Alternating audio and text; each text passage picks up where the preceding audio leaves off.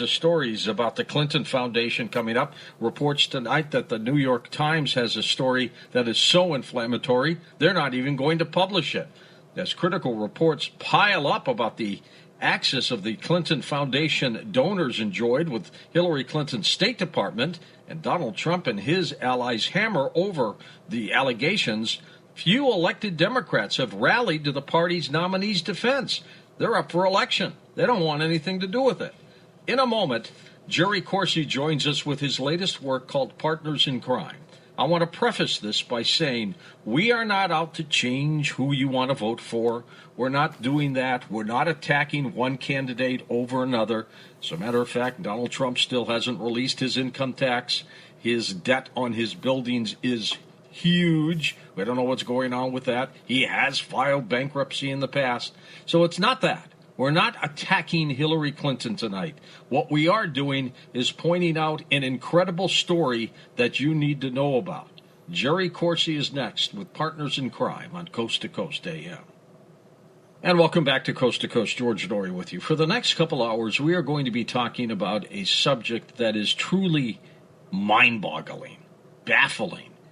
It's called Partners in Crime by Jerome Corsi, Ph.D. You know Jerry, of course. He writes for WorldNet Daily and is a regular contributor here at Coast to Coast AM. He's been conducting this investigation for some time now, and he has finally finished his work. The book is out, Partners in Crime. Jerry, welcome back to Coast to Coast. George, always a great pleasure to be with you. Thank you. I was talking with a friend of mine who has done some heavy consulting for the Democratic Party and some heavy polling. He's based in St. Louis. And I told him what we were talking about tonight, what the program was, and he said, "Oh my God, I can't wait to listen." So he is glued to the radio as well. And I asked him if this story and whatever else is going on is going to have any effect on the election. And he said, "This is the most screwed up election I have ever witnessed. Polls are wrong. People are up. People are down. I don't know what's going to happen." And he says if he had to predict today, he still thinks Hillary Clinton would win over Donald Trump. I think that's going to be very changeable as we get close to the November 8th election. But tell us about the beginning stage of Partners in Crime, Jerry. How did this begin for you? Well, George, I began investigating the Clinton Foundation maybe 2 years ago. A good friend of mine who is a really brilliant analyst in Wall Street, Charles Ortel, who had done work on, for instance, GE and GM. I mean, this is a top analyst, came to me and said, asked if I'd ever looked at the financial statements, the audited financials of the Clinton Foundation. And so we began an investigation, pulling all the audited financials and the regulatory statements, and it was absolutely clear that the Clinton Foundation was a complete mess. I mean, it looked like a criminal enterprise. The financials were so poorly constructed. Numbers reported revenue, one number with no detail as to where the revenue came from, and expenditures with one number and no detail on the expenditures. I mean, this is the kind of a crime sequence that no one except maybe the Clintons could get away with the IRS. You'd be shut down with this kind of really fraudulent, big gaps in the financial reporting. And that set me on to really examining whether or not the Clinton Foundation was the, philanthropic organization that it touted to be. And the more I researched it, and others coming to the same conclusion, now even with more emails and more scrutiny on the Clinton Foundation, I think this is going to be a major problem for Hillary Clinton in the remainder of the election. And George, I agree. Sometimes I think this is an election, the contest is who's going to lose the election rather than who's going to win the election. Really? Between Hillary Clinton and the Foundation, which I think is her major problem right now. And Donald Trump has his own problems, financial statements, many other issues of his business operations, and Donald Trump's gaffes. Between the two of them, it's just hard to know which of them is going to commit more errors between now and Election Day to cost them the election. But I think the Clinton Foundation is going to become a increasing issue, and there's already calls among newspapers, prominent newspapers, USA Today, Washington Post, and Democrats to close down the Clinton Foundation in recognition that these problems are serious and not going away. Well, and you heard the story that I had briefly that the New York Times apparently has some kind of inflammatory story, and they think it's so hot, they're not even going to publish it, Jerry, about the foundation. That's pretty shocking, George. And, the New York Times has been very partisan in favor of Hillary Clinton, and I can imagine the editorial staff would be reluctant to publish anything that detrimental to the Clinton Foundation, but it's going to come out. My book really supplements Peter Schweizer's book, which is an excellent book, Clinton Cash. We're coming at it from different angles. Peter Schweizer's arguing that the Clinton Foundation is a pay-to-play scam where there were corruption, favors granted in State Department policy, for instance, for money contributed to the Clinton Foundation.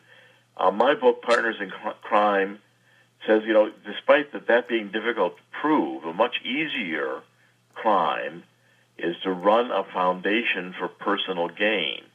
It's called inurement. And here you have the Clintons coming out of the White House claiming that they're dead broke, and they each now have a net worth in excess of $100 million. Jeez. And their major activity has been the Clinton Foundation. The State Department Secretary of State doesn't pay $100 million, and neither does the U.S. Senator position, and neither Hillary nor Bill Clinton have had any jobs or gainful employment since leaving the White House other than the Clinton Foundation, in addition to the U.S. Senate for Hillary and her Secretary of State position.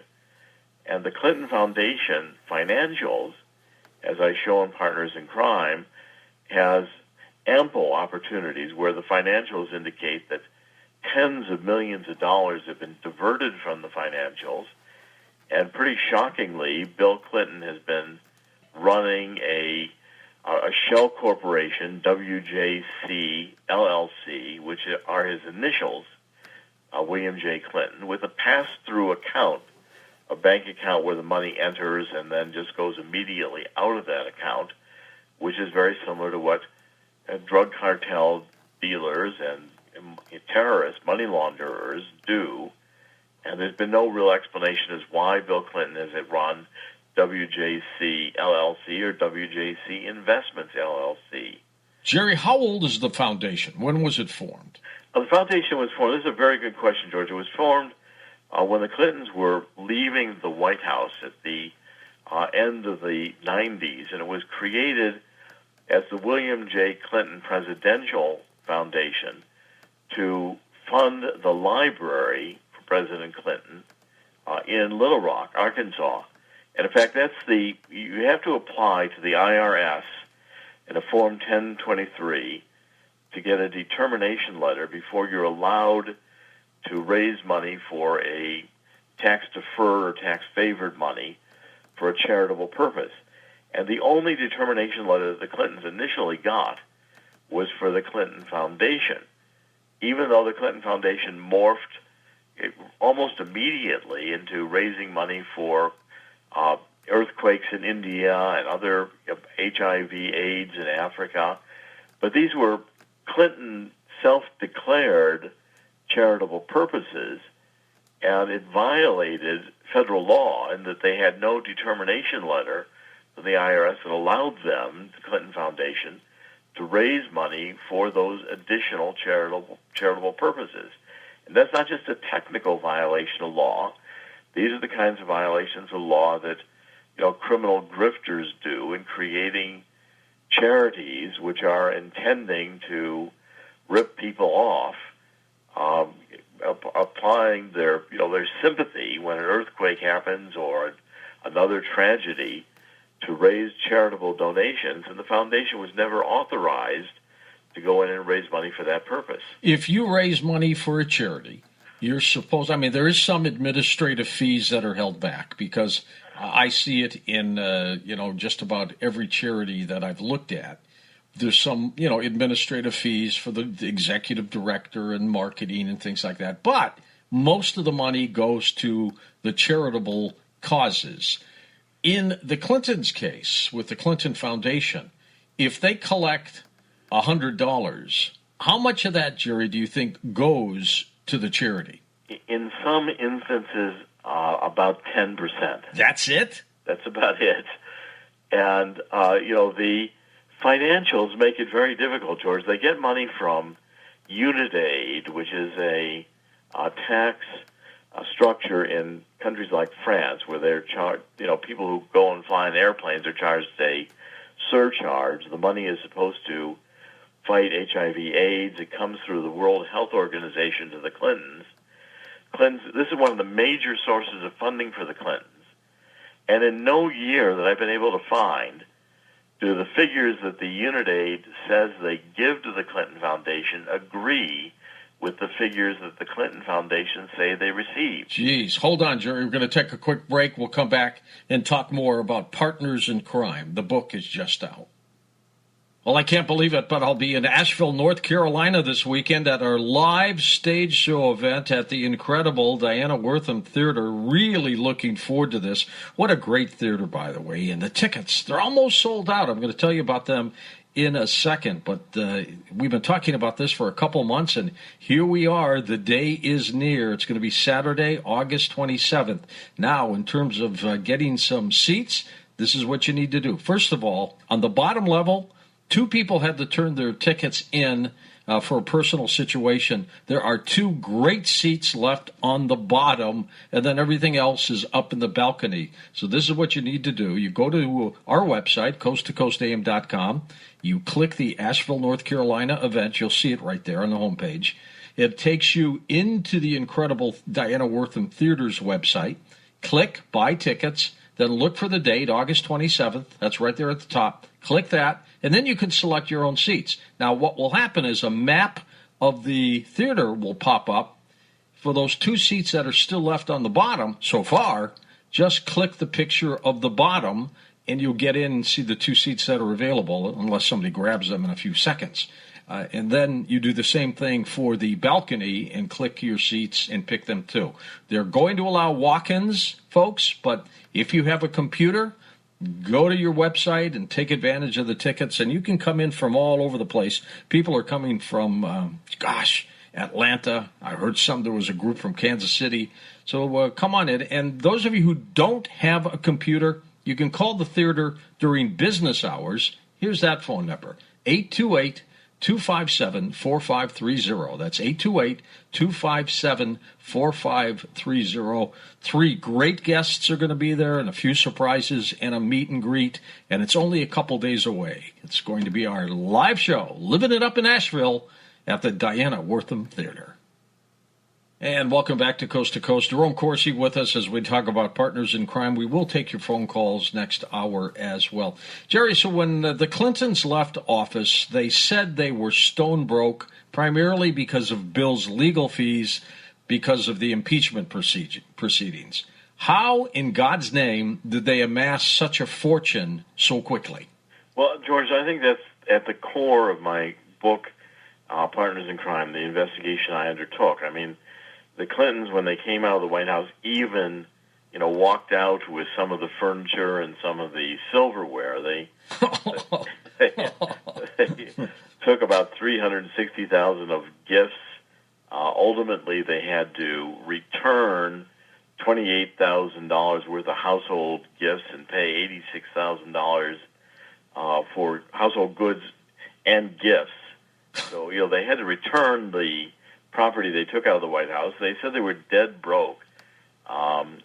Even Bill Clinton, as recently as 2014, in an interview with NBC reporter Cynthia McFadden, he was in Africa, and she said, you're getting speaking fees of $500,000 or more, and Clinton said, well, I got to pay our bills.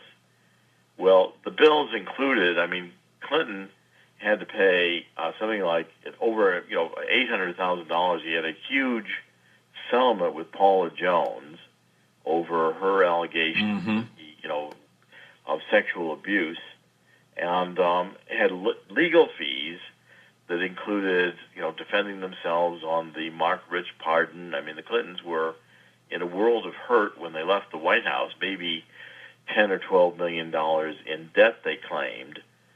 But then with the Clinton Foundation, Hillary was a senator afterwards and then Secretary of State. These jobs do not pay hundreds of millions of dollars, but they ended up each with a net worth of over $100 million. Wow.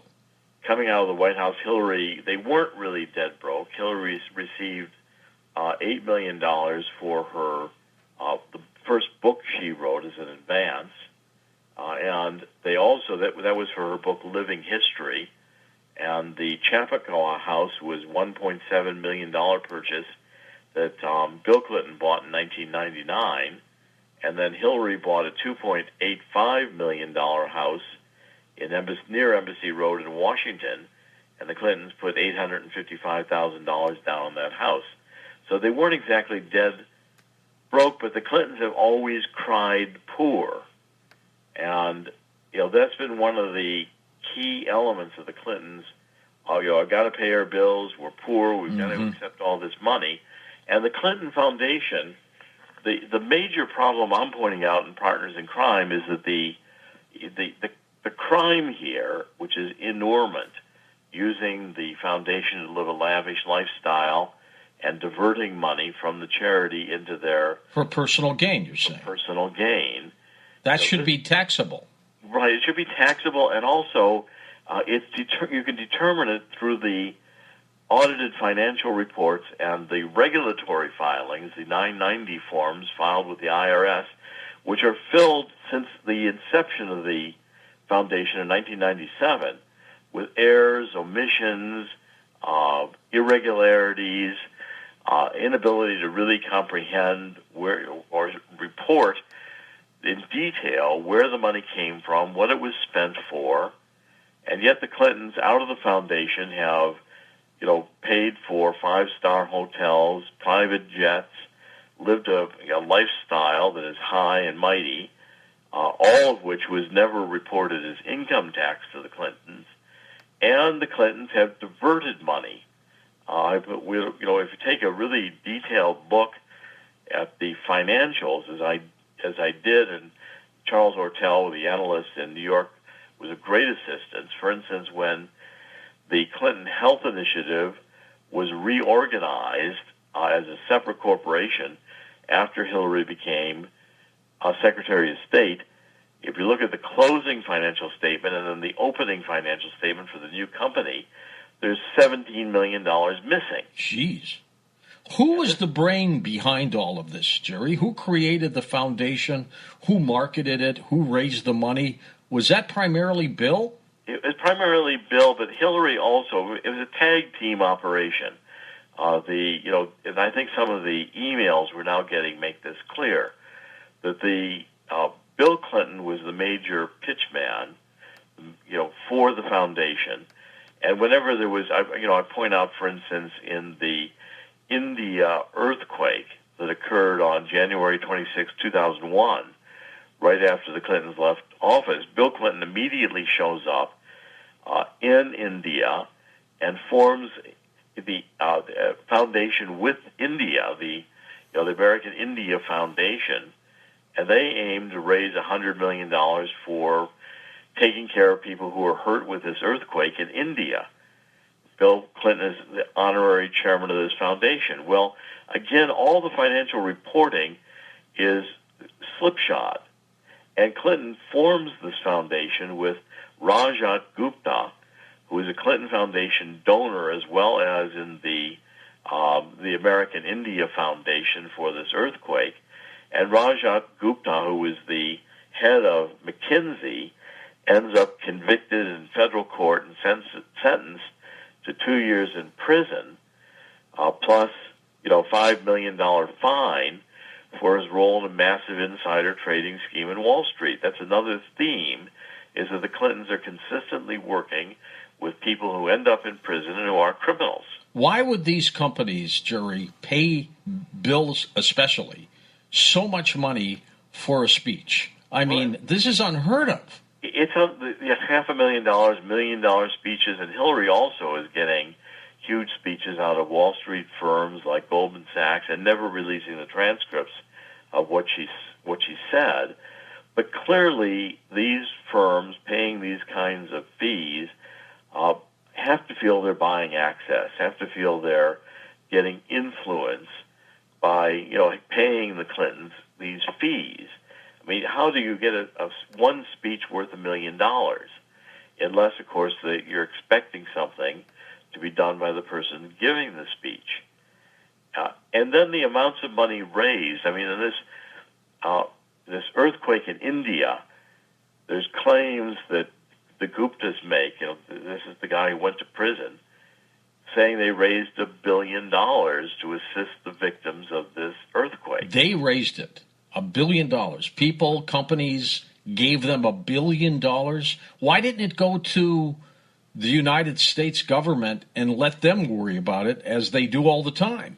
Well, that's a good question, George. And the other part of this is what happened with the money, because there's clearly not $1 billion spent by the Clinton Foundation or by the this American India Foundation on the earthquake relief in 2001. If anything, maybe they're spending, let's say, interest money or investment dollars that are coming in from the billion, and they don't even touch the principal anymore. Well, it's very difficult to know because, from 2001 on, when the Clinton Foundation audited reports are filed, it's clear that the fraud is running into hundreds of millions of dollars because the money is diverted, including to political purposes, it appears, because the funds that come into the foundation are nothing like reported collected. You just get gross totals. You don't get any detail in the financial reports. You can't really track the money. And then when you look, for instance, at this AIF, the American India Foundation, it's as recently as 2015 holding gala fundraising events in states like Maryland, Virginia, Illinois, where the AIF is not even registered as a charity. See, I don't have a problem, Jerry, with former presidents, making a buck because of who they are and what they've done. But there comes a point where it's got to be above board, I think. Well, and George, if a former president or anyone is going to run a charity, you're getting a tax-favored opportunity to solicit funds, and you're going to be which means a company that writes $1 to the foundation gets to write that off, right? Or an individual giving or an individual. And the point is that you're soliciting money from people who care. The earthquake in India, the reports are on the television. Your heart goes out. You want to contribute money. You send money to the Clinton Foundation or to a foundation where Bill Clinton is the honorary chairman, like this American India Foundation. When you find out the foundation wasn't registered, it's not approved by the IRS to collect money for that purpose. The accounting doesn't tell you what happened to your money. The audited financial reports, and again, this is major crimes for the auditors themselves, which include large firms like PricewaterhouseCoopers, who are producing financial reports that are impossible to really hold accountable because the gross sums reported do not give the detail you need in order to do an analysis of, back to where did the money come from, where was it deposited, where was it spent, and yet the Clintons, you find them living lavish lifestyles, 5-star hotels, big dinners, private jets, all of which is assumedly paid by the foundation. There was a major earthquake several years ago in Haiti. Did the foundation get involved in that as well? Yes, and this is one of my major, and Partners in Crime, we devote a whole chapter to the scams in Haiti, and people in Haiti are yet today protesting the Clintons. The earthquake was a massive earthquake in Haiti, and it devastated the country. I'll give you the exact date on which it occurred here in a second, but it happened on January 12, 2010.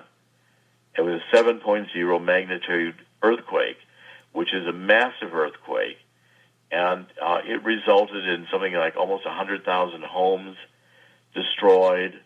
There were over 300,000 people killed, another 300,000 injured, 1.3 million displaced. Well, Hillary Clinton was Secretary of State, and so she immediately flies into Haiti. And Bill Clinton, who had just been appointed, special envoy from the UN to Haiti, also flies in. And the Hillary pledges the State Department is going to put all this money into Haiti. Cheryl Mills, her chief of staff, is in charge of the project. Cheryl Mills also has conflicting jobs with the Clinton Foundation and responsibilities with the Clinton Foundation while she's assisting Hillary as Secretary of State. They raise money with and again here, the Bushes get involved because George W. Bush flies in, and Bush and Clinton are both raising money in Haiti. Bill Clinton, you basically get more than $1 billion in aid from the State Department that went to Haiti. And direct. Yes, but, very little of that money actually ended up in Haiti. A lot of it went to corporations in the Beltway. A lot of it is missing. You still have a situation where Was Aristide the president then, or was he ousted by then? He had been ousted, and that's another long story of conflicting interests with the Clintons having supported Aristide, who ends up being a major criminal in Haiti. But he had been ousted by this point. But, you had over the Clintons, by the way, Bill Clinton not only comes in as special envoy, but he ends up heading a special Haiti commission, which was called the Interim Haiti Relief Committee, that decided how the money was going to be spent from aid that came into Haiti. So nobody got to spend any money in Haiti. All the donations, the tax dollars, and the U.S. aid that were going into Haiti all came through the Clintons and didn't get spent unless the Clintons approved it. So how much are they sitting on right now? We don't know. We don't know. This is part of the problem, is when you look at what was achieved in Haiti, you've still got massive, people dislodged, living in shanty houses. The international donors probably gave Haiti $2 billion in relief. But, the statements come in 2.5 years after the earthquake had occurred. There were still over 500,000 people homeless. Oh, jeez. In hundreds of informal camps. Most of the debris from destroyed buildings was exactly where it fell. The UN camp that was set in with UN personnel coming in to help Haiti created cholera among the Haiti population. That's been documented in several international reports introducing cholera, which then created an epidemic, killed thousands and sickened thousands. Haiti, 2 or 3 years after the earthquake, looked like the earthquake had just happened 2 months ago. And yet all this money was supposedly pouring in, including the United Nations. It was all funneling through channels that the Clintons controlled, and the projects that were funded, including some industrial parks and other projects, were, woefully inadequate to handle the needs of the people who were dislodged by the earthquake. And in the process, the Clintons invited some of their billionaire friends into the Haiti party, including an Irish billionaire, Dennis O'Brien, who comes in again saying all the good things he's going to do, and sets up a telecom committee, a telephone company, through which they were going to try to pay the Haiti people, and it's O'Brien ends up making millions of dollars. You know what? I used to say years ago, on just about anything that happens, follow the money, and you'll find the source of why things are happening. I would guess, Jerry, and I'm just guessing, that most of these people get involved in these fundraisers and benefits, not because they love the cause, but because they see a way to make a lot of money doing it. There's no question about it. And you had, for instance, this industrial park, which was called Caracol. You again have millions of dollars. USAID put $170 million to construct a 10 megawatt electrical plant that was going to provide electricity to this. You then have the International Development Bank putting in another $55 million. And the whole Caracol project basically fails. And the only thing it's going to be able to produce is benefits to companies like Target and Gap, Walmart, that are expecting to get the low-cost clothing produced in Caracol Park. Jerry, stay with us. We're going to come back. We're at the top of the hour. Another hour to go with Jerry Corsi, the book Partners in Crime. I'm going to continue chatting with him, but we'll open up the phone lines at